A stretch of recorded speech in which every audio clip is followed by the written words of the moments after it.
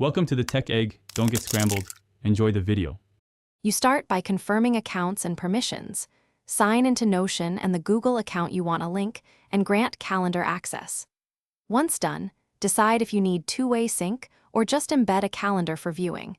This choice determines whether you use a native integration, Zapier, or a third-party bridge.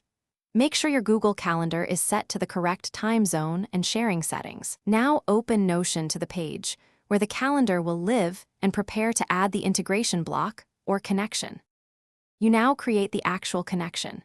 If using Notion's built-in integration, go to Settings and Members, pick Integrations, and connect Google Calendar. Otherwise, open Zapier or Make, create a new Zap/Flow, and choose Google Calendar Trigger plus Notion Action. Map fields carefully, title to name, start/end to date properties, and description to content, so data flows correctly. Once mapped, authorize both apps and run a test event to confirm the mapping works.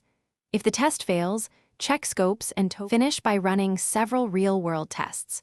Create events in both Notion and Google to verify one-way or two-way behavior.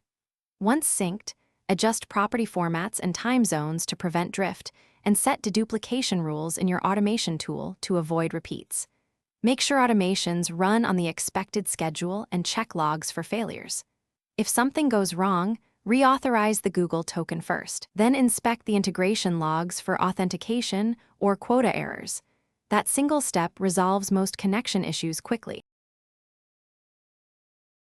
Thanks for watching. Consider subscribing if I helped unscramble your problems.